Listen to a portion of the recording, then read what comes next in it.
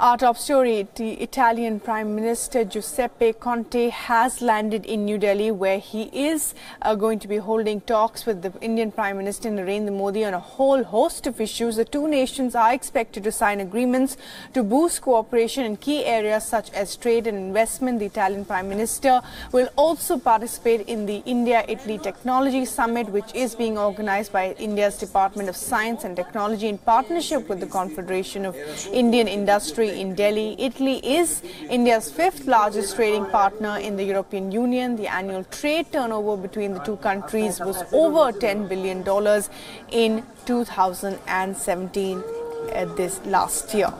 And Siddhant Sibal, my colleague, is now joining us for the latest on the Italian Prime Minister's visit to India. And Siddhant, what is on the agenda?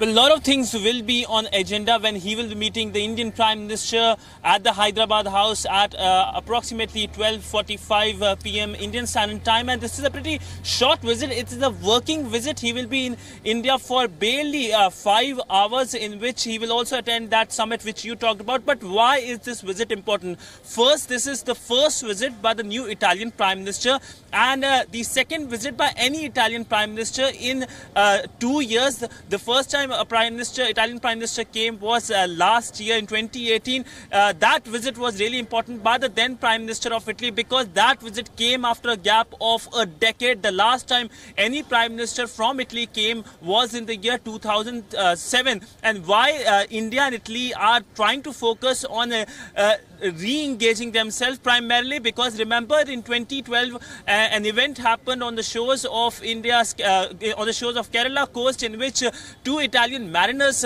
killed two Indian fishermen. Italy said it happened in international waters, while India said it happened in Indian waters, and of course jurisdiction was the main issue back then, and that led to a lot of diplomatic in a sense heartburns, including the Italian ambassador being summoned by the MEA, and both the mariners later on were sent back. 2016 was the year in which the last mariner was sent back, and since then both have been trying to make sure that the relation comes back to normalcy. And remember, this entire incident also impacted the relationship with the European Union. Even the European Parliament passed a resolution against India that the human rights of the two mariners were being violated. So that is why this visit is important. Yeah, but also, Siddhant, now this is of course the first bilateral meeting of this Italian Prime Minister Giuseppe Conte with the Indian Prime Minister.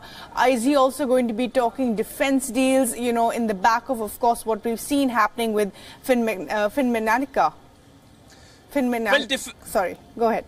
Well, defence, trade, technology, all will be on the platter when both the Prime Minister talk. Remember, Finmeccanica and Augusta-Westland are companies which, of course, here in India are not are put in a very good light. Remember, Augusta-Westland, the entire scam being coming out, and the entire company being blacklisted by India's Defence Ministry. Though Finmeccanica has a new name now, so defence, of course, will be on the platter, and of course, Make in India defence will be the focus when the Italian Prime Minister speaks with the Indian Prime Minister. But other than that, there will be other things also on the platter, including tourism. Remember, Virat Kohli married in Italy, and of course next month Ranveer is going to marry in Italy. That of course will be the focus, and that is being highlighted by the Indian media here just before the visit by the Italian Prime Minister. But by and large, this visit is to reaffirm the ties between two countries, Italy and India, which suffered a diplomatic in a sense disaster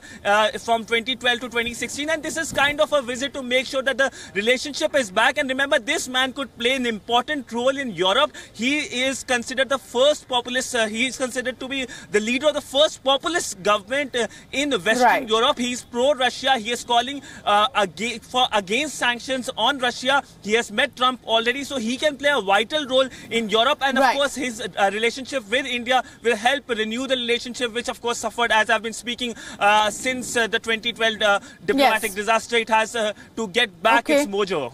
Right, Siddhant, thanks very much indeed for joining us with the latest there. We will keep coming back to you for more through the day.